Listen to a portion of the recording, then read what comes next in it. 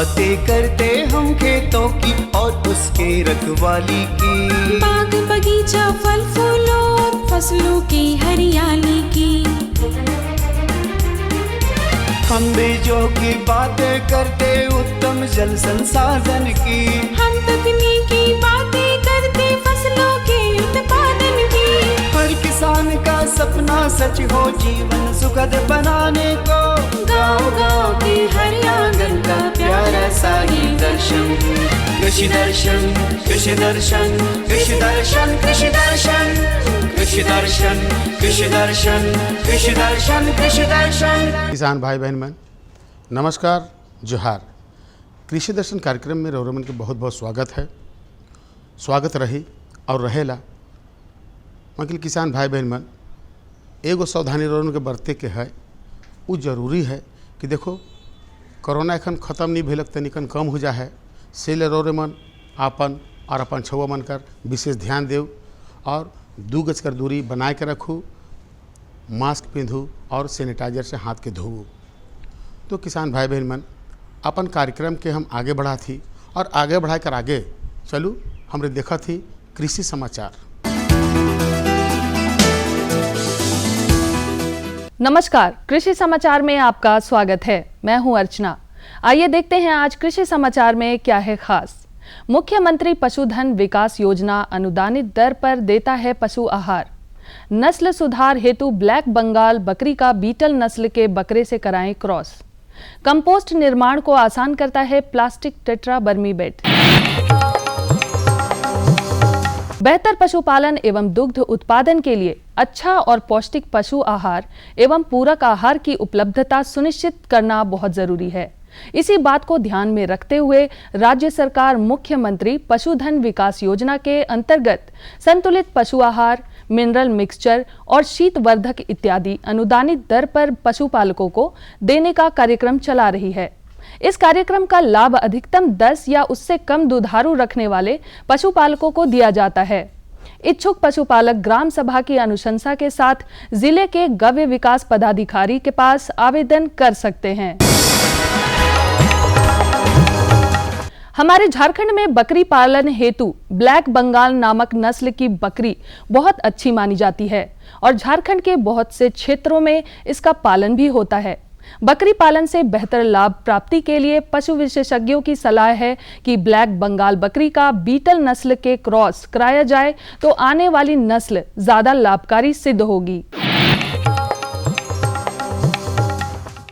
मसालों में मिर्च हमारे झारखंड में प्रमुख रूप से उपजाई जाती है। वर्तमान समय में मिर्च की पूसा सदाबहार, पूसा ज्वाला और स्वर्ण तेजस्वी नामक प्रभेदों की बुआई कर कृषक लाभान्वित हो सकते हैं। मिर्च के ये प्रभेद झारखंड की मिट्टी और जलवायु के लिए अनुकूल है, इसलिए यहाँ के किसान इन प्रभेदों का चयन कर सकते हैं। पूसा सदाबहार, पूसा ज्वाला और स्वर्ण तेजस्वी ये मिर्च के वैसे प्रभेद हैं जो झारखंड की जलवायु और मिट्टी में बेहतर उपज देते हैं। इनके 500 से 600 ग्राम बीज प्रति हेक्टेयर की दर से बुआई कर और उचित कृषि कार्यों को करके लगभग 80 से 100 क्विंटल हरा मिर्च प्राप्त किया जा सकता है। कृषि विशेषज्ञ आज किसानों को प्राकृतिक खेती या जैविक खेती अपनाने पर जोर दे रहे हैं, क्योंकि देखा गया है कि रासायनिक खेती द्वारा एक बार तो उपज ज्यादा मिल जाती है, परंतु दूसरी बार उस खेत की उर्वरा शक्ति घट जाती है। साथ ही रासायनिक खेती द्वारा उपजी फसल में पौष्टिकता की कमी भी आती है। वहीं प्राकृतिक खेती और जैविक खेती में लागत मूल्य कम लगने के साथ भी भूमि उपजाऊ होती है और भरपूर पौष्टिकता युक्त फसल भी प्राप्त होती है, जिसके बाजार में अच्छे मूल्य भी प्राप्त होते हैं।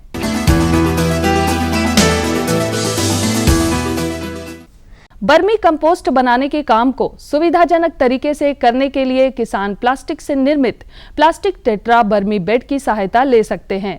ये बेड हल्के होने के कारण कहीं भी लाया ले जाया जा सकता है। बर्मी कंपोस्ट बनाने के लिए प्लास्टिक टेट्रा बर्मी बेड एक बहुत ही उत्तम उपकरण है। आमतौर पर किसान कंपोस्ट निर्माण के लिए पक्के बेड का निर्माण कराते हैं, जो इस उपकरण की तुलना में महंगा होता है और साथ ही बहुत स्थान घेरता है। इसके बनिस्पत प्लास्टिक टेट्रा बर्मी बेड बहुत सुविधाजनक होता है। हल्के होने के कारण इसे कहीं भी स्थानांतरित किया जा सकता है। और अब एक नजर राज्य के कुछ प्रमुख शहरों के मौसम के मिजाज पर। आज राज्य के कुछ प्रमुख शहरों के तापमान इस प्रकार दर्ज किए गए। रांची अधिकतम 34 डिग्री सेल्सियस, न्यूनतम 20 डिग्री सेल्सियस। देवघर अधिकतम 37 डिग्री सेल्सियस, न्यूनतम 19 डिग्री सेल्सियस। जमशेदपुर अधिकतम 37 डिग्री सेल्सियस, न्यूनतम 22 डिग्री सेल्सियस। मेदिनीनगर अधिकतम 35 डिग्री सेल्सियस, न्यूनतम 20 डिग्री सेल्सियस। धनबाद अधिकतम 37 डिग्री सेल्सियस, न्यूनतम 19 डिग्री सेल्सियस। कृषि समाचार में आज इतना ही। कोरोना संक्रमण फिर से ना लौटे, इसलिए किसान भाइयों से निवेदन है कि कोरोना गाइडलाइन का सख्ती से पालन करें, मास्क लगाएं, भीड़ भाड़ से बचें, संक्रमण से बचते हुए कृषि कार्य करें। अगले अंक में फिर मुलाकात होगी कुछ ताजा तरीन खबरों के साथ। तब तक के लिए दीजिए इजाजत। नमस्कार, जोहार। किसान भाई बहन मन, कृषि समाचार में रोरेमन तकनीक कर बारे में, उपकरण कर बारे में, मौसम हाल कर बारे में, मंडी भाव कर बारे में और कृषि संबंधी नवा जानकारी मिलक। एखन बेरा हो जाए एक छोटा सा विराम के। हम विराम के बाद घूर के आवा थी और रोरेमन के जानकारी देवा थी।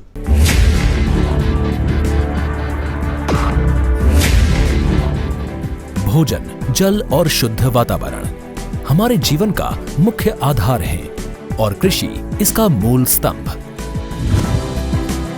पिछले 60 वर्षों में विज्ञान आधारित कृषि का व्यापक प्रसार हुआ है। साथ ही कृत्रिम संसाधनों के बढ़ते प्रयोग से कृषि की सतत क्षमता पर चिंताएं बढ़ी हैं। प्रधानमंत्री श्री नरेंद्र मोदी जी के दूरदर्शी नेतृत्व के अंतर्गत रसायन मुक्त जैविक खेती एक महत्वपूर्ण प्रयास है। रसायन मुक्त जैविक खेती को बढ़ावा देने के लिए 5 वर्ष पूर्व सरकार ने परंपरागत कृषि विकास योजना तथा उत्तर पूर्व भारत में जैविक मूल्य श्रृंखला योजनाएं आरंभ की। ऑर्गेनिक फार्मिंग को देश भर में बढ़ावा देने के लिए सरकार अनेक प्रयास कर रही है। इसके लिए परंपरागत कृषि विकास योजना के तहत काम किया जा रहा है। न सिर्फ ऑर्गेनिक फार्मिंग को बल दिया जा रहा है, बल्कि उसके लिए वैल्यू एडिशन और मार्केट की व्यवस्था भी की जा रही है। भारत सरकार एवं किसानों के सम्मिलित प्रयासों से आज देश के लगभग 36 लाख किसान 38 लाख हेक्टेयर क्षेत्र में जैविक खेती कर रहे हैं। इसके अतिरिक्त हमारे देश के अनेक ऐसे क्षेत्र हैं जहां आज भी पारंपरिक जैविक खेती हो रही है। इन पारंपरिक जैविक क्षेत्रों को जैविक प्रमाणीकरण सुलभ कराने हेतु पीजीएस के अंतर्गत लार्ज एरिया सर्टिफिकेट का प्रावधान किया गया है। इस प्रक्रिया की विशिष्टता ये है कि इसमें प्रमाणीकरण मात्र 2 से 3 महीनों में हो जाता है, जबकि सामान्य परिस्थितियों में इसमें 2 से 3 वर्ष का समय लगता है। अंडमान निकोबार केंद्र शासित प्रदेश के कार निकोबार एवं नैन काउरी द्वीप समूह देश के सर्वप्रथम ऐसे प्रमाणीकृत जैविक क्षेत्र हैं। अभी हाल ही में संपूर्ण लक्षद्वीप को जैविक खेती के रूप में प्रमाणित किया गया है। वर्ष 2016 में सिक्किम राज्य पूर्ण जैविक कृषि राज्य के रूप में प्रमाणित हो चुका है। सुदूर उत्तर में हिमालय श्रृंखला के बीच स्थित लद्दाख ने भी पूर्ण जैविक के लक्ष्य की ओर बढ़ना शुरू कर दिया है। जैविक उत्पादों को बाजार सुलभ कराने तथा किसानों की उपभोक्ताओं तक पहुंच बनाने के लिए एक समर्पित जैविक खेती पोर्टल भी बनाया गया है। जैविक खेती पोर्टल के जानकारी मंच और विपणन मंच के माध्यम से किसानों को उच्च गुणवत्ता उत्पादन तथा बाजार उपलब्ध कराया जा रहा है। आशा है देश के सभी राज्य अपने जैविक क्षेत्रों का विस्तार करेंगे और देश में जैविक कृषि क्रांति को मजबूत करने में योगदान देंगे। जैविक उत्पादों की देश और विदेशों में बढ़ती मांग तथा जैविक उत्पादों का बढ़ता बाजार, किसानों की उपभोक्ताओं तक पहुंच तथा जैविक एफपीओ द्वारा जैविक कृषि व्यापार में भागीदारी हमारे किसानों को अपनी आय बढ़ाने का अवसर दे रहा है। पिछले 5 वर्षों में जैविक कृषि उत्पादों का निर्यात दोगुने से अधिक बढ़कर 7,000 करोड़ रुपए से अधिक का हो गया है और इसमें प्रतिवर्ष 20% से अधिक की वृद्धि हो रही है। उम्मीद है पारंपरिक क्षेत्र के किसान भी इस बढ़ते बाजार से लाभान्वित होंगे और जैविक कृषि आंदोलन को आगे बढ़ाएंगे। किसानों की मुस्कान, समृद्ध हिंदुस्तान की है पहचान।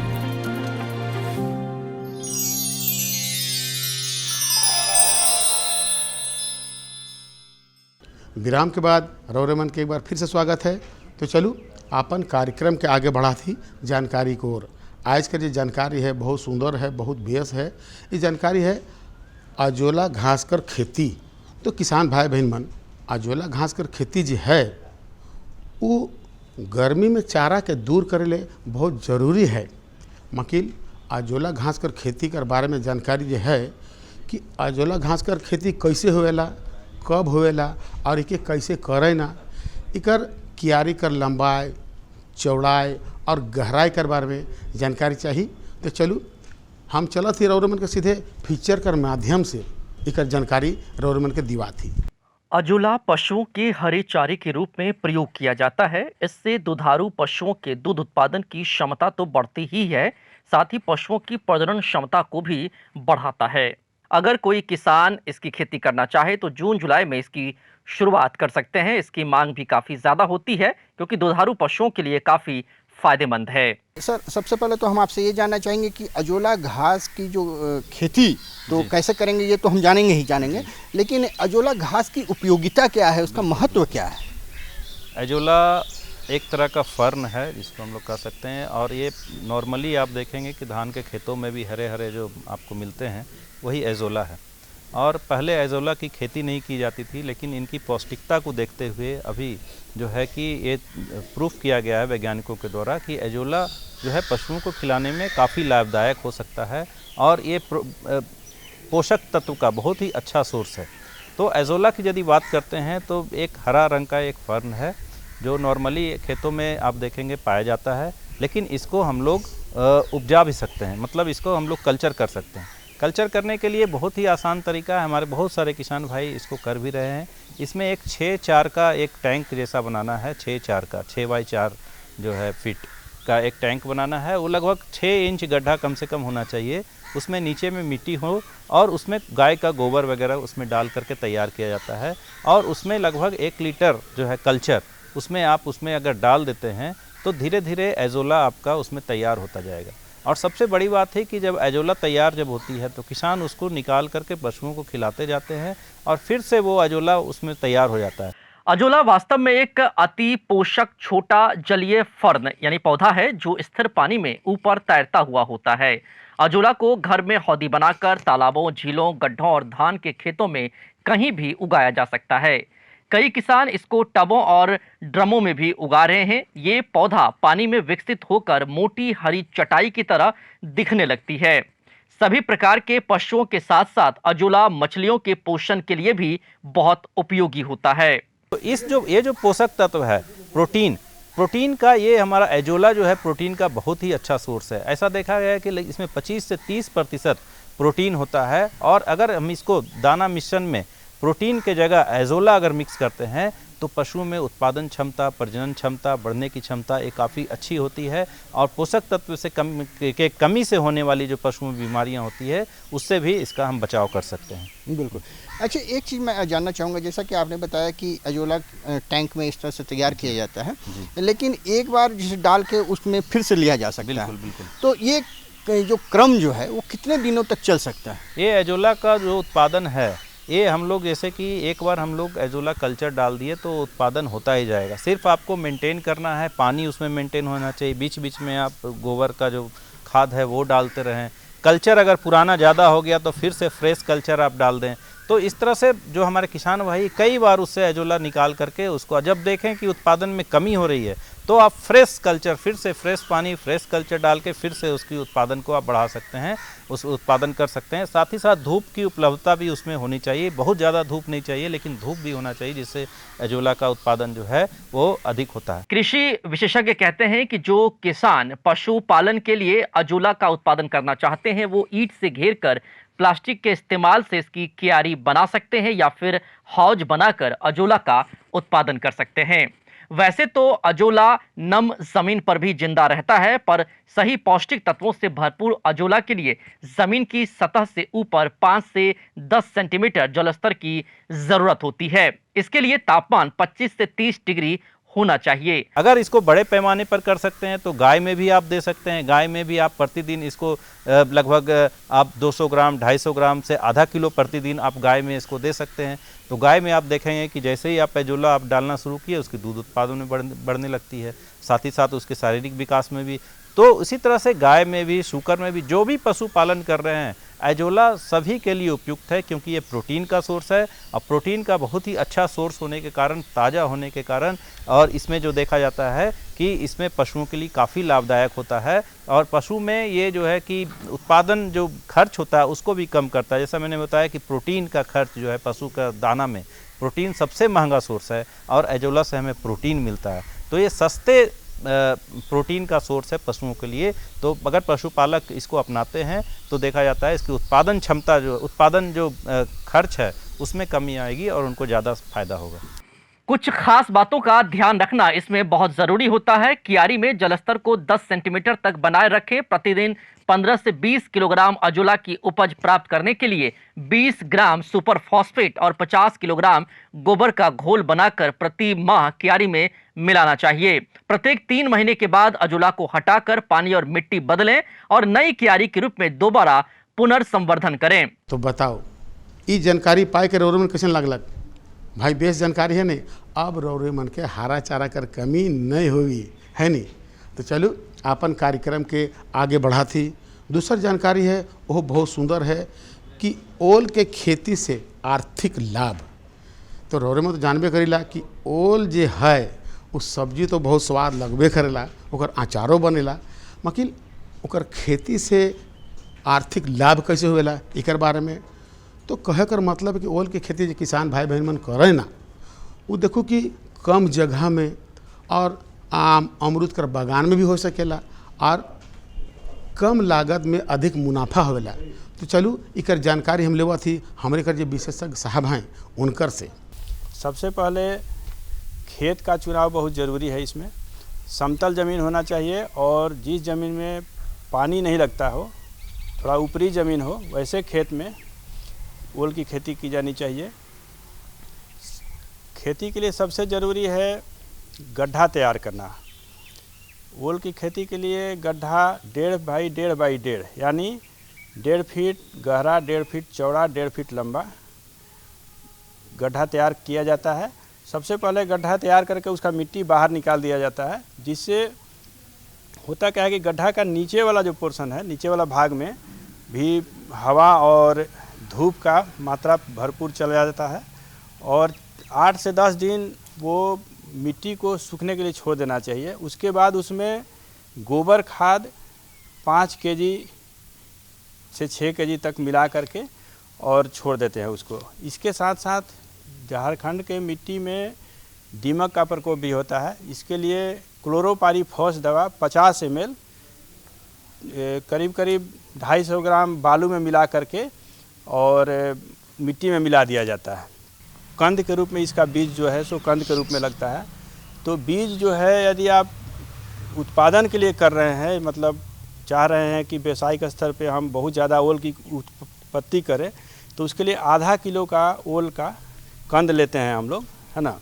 अगर एक कंद आधा किलो का मिलता है तो वो ज़्यादा उपज उससे ज़्यादा होता है। लेकिन यदि वो आधा, मान लीजिए 1 केजी का कोई कंद मिला तो उसमें 2 टुकड़ा आधा किलो का करेंगे। लेकिन उसमें एक चीज़ ध्यान रखिए कि दोनों टुकड़ा में उसका जो आँख है वो होना चाहिए। उसको कलिका बोलते हैं, जो वो रहेगा तभी मतलब उसमें अंकुरन होगा। और एक चीज़ और ध्यान रखिए कि 3 किलो से बड़ा ओल बीज के लिए उपयोग में नहीं लाया जाता है। मान लीजिए 10 किलो का कोई ओल है, उसमें चाहे कि हम मैंने बहुत सारा आधा किलो का टुकड़ा कर ले, वैसा नहीं करना है। 3 किलो मैक्सिमम, उसमें उतना बड़ा ओल का टुकड़ा 3 किलो का है तो उसको पहले बीज से फाड़ के 1.5 किलो का करेंगे और उसमें 3 टुकड़ा निकालेंगे। फिर आधा जो बचा उसमें 3 टुकड़ा। और एक चीज़ ध्यान रखिए कि 6 जो टुकड़ा निकाले उसमें 6 में आँख है कि नहीं ये देखना है, नहीं तो जर्मिनेशन उसमें नहीं होगा। देखिए, पहले तो बीज का हम लोग चुनाव कर लिए, कंद का चुनाव कर लिए, इसके बाद हम लोग बीजोपचार करेंगे, है ना। तो बीजोपचार 2 तरह से किया जाता है।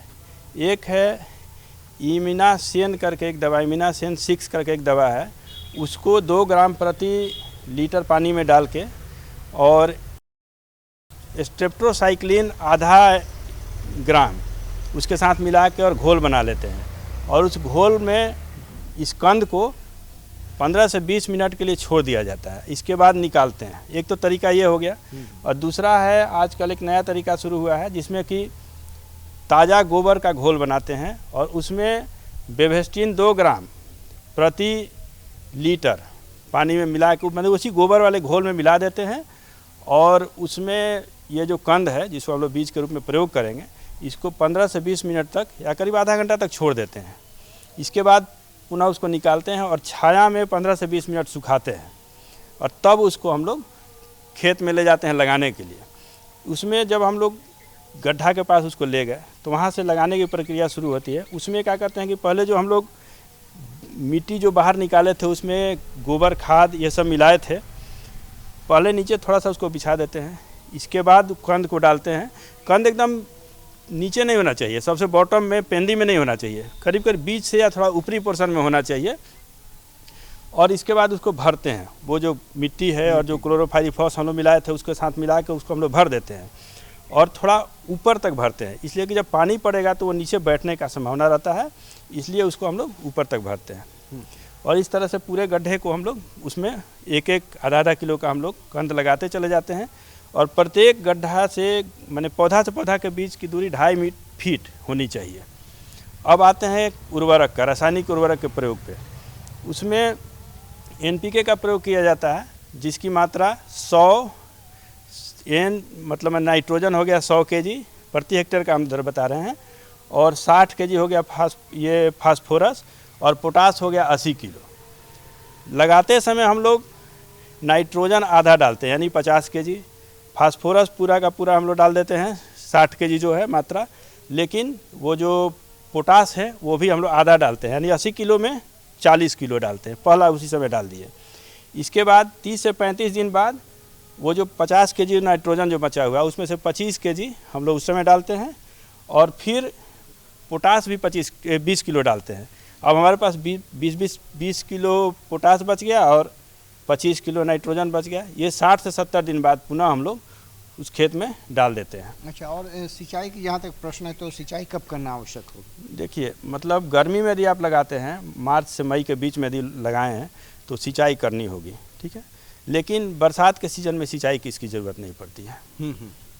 और ये कब तक इस तरह से तैयार हो जाता है ये ओल? ये 4 से 5 महीना में मोटा मोटी करीब तैयार हो जाता है। हमारे किसान भाइयों को कैसे जानकारी मिलेगी कि किस प्रकार से ये तैयार हो गया, और इसका जो लाभ लेंगे वो आर्थिक लाभ वो किस प्रकार से ले पाएंगे? देखिए, जब उसका पौधा पीला पड़ के और गिर जाता है ना, जब सूख जाए पौधा तो समझिए कि ओल का फसल आपका तैयार हो गया है, ठीक है। और इस तरह से उसमें का खेती करते हैं तो एक तो मिश्रित खेती भी हम लोग उसमें कर सकते हैं, जैसे उसके साथ बरबट्टी ले लिए, भिंडी का खेती भी साथ साथ कर लिए, तो उसी प्लॉट में आप एक तरह से सब्जी का भी खेती करके एक तो वो लाभ ले लेते हैं। और जब उपज होता है तो जैसे हम लोग बीज दर इसका है 80 से 100 क्विंटल प्रति हेक्टेयर, और जब उपज होता है तो 50 से 60 टन प्रति हेक्टेयर इसका उपज होता है। माने प्रति हेक्टेयर करीब 1 लाख से 1.25 लाख तक ये लोग इनकम ले सकते हैं अगर सही ढंग से किया जाए तो। किसान भाई बहन मन बताओ कि आज के जो दुइयो जानकारी रोन के दिली वो कैसन लागलक? दुइयो जानकारी बेस है नहीं से ले तुम रौरे मन से कहिला कि अगर रौठिन कोई जानकारी है या हमरे से कोई जानकारी चाहिए तो पता के जरूर लिखूँ। पता है कार्यक्रम कृषि दर्शन द्वारा केंद्र निदेशक दूरदर्शन केंद्र रातू रोड रांची। मकील पिन कोड संख्या जरूर लिखना है, इके याद रखब। पिन कोड संख्या है 834001। आज रोड में इजाज़त दो मकील यह दिना और यह बेरा नवा जानकारी के साथ और उपस्थित हो। तब तक इजाज़त दो, नमस्कार, जोहार। हम बीजों की बातें करते उत्तम जल संसाधन की, हम तकनीकी बातें करते फसलों के उत्पादन की। हर किसान का सपना सच हो जीवन सुखद बनाने को, गाँव-गाँव के हर आंगन का प्यारा सा ये दर्शन। कृषि दर्शन, कृषि दर्शन, कृषि दर्शन, कृषि दर्शन, कृषि दर्शन, कृषि दर्शन, कृषि दर्शन, कृषि दर्शन।